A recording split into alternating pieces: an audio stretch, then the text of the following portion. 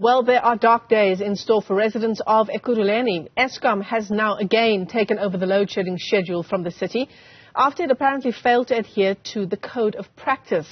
So, what can consumers expect when the power utility does take over control again? For more on this, we're joined by Eskom's Gauteng spokesperson, Qithi. Thanks very much indeed for coming on to the program. There seems to be a lot of back and forth, right? Then Eskom is in charge of the load shedding schedule. Then Ekurhuleni is in charge. What's going on? Good afternoon, Michelle, and good afternoon to your viewers.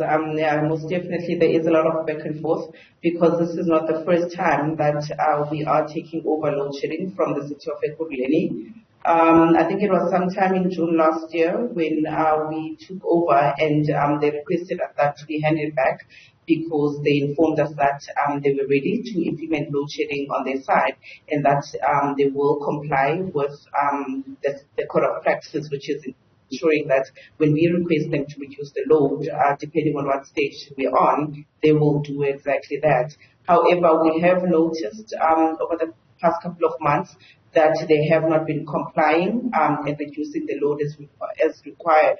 And I think specifically, it's one thing that you see that the municipality is implementing, but there's specific areas where they are just not implementing. For example, in Benoni, in Boksburg, and in Springs, they are not implementing load shedding at all. So, which is why we are now finding ourselves having to take over that role of implementing load shedding. We will do a phase-in approach, but we are starting in the three areas that they have not been implementing load shedding in. So you're saying that residents of Ekurhuleni have not been suffering under the weight of the blackouts we've seen over the past few weeks as the rest of the province has? Certain parts, but definitely I can tell you in Benoni, Boksburg and Springs, they have not been implementing it at all. But during the day, in certain parts of Ekurhuleni, they would implement it, but in the evenings, they were not implementing load shedding. So residents in Benoni, Boksburg and Springs are in for a rude awakening once Eskom takes over.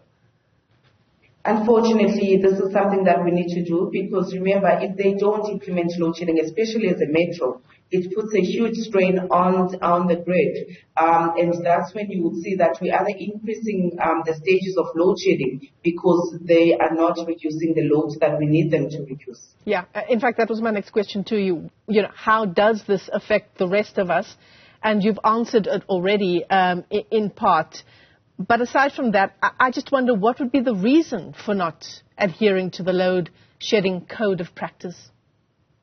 Yeah, so we wrote to the municipalities when we picked it up that they're actually not implementing load shedding to say that we are noticing a trend that you're not implementing load shedding as you should. And we wanted to find out what are the reasons so that we could probably, if they give us reasons, we can try and see how best we could assist them. But unfortunately, we did not receive any response from the municipality. So you don't have, okay, so you don't have a reason, you don't have an official response from the municipality? We don't have an official response. We wrote to them and we've been in engagements, but we have not received any official response from them. So when does Eskom now take over load shedding again? At exactly 1600, we will be taking over load shedding and we will start with Benoni, Boksburg and Springs. It only seems fair.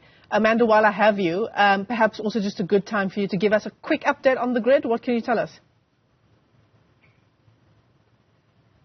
Well, I think at the moment you can see we are trying to make sure that we're keeping the load shedding stages to be low. We obviously always ask that the public to please try and make sure that they switch off the non-essential appliances so that we don't constrain the grid. So I think as we go into the weekend, that is what we would be requesting, that the public must please switch off the non-essential appliances, make sure that we use what we need.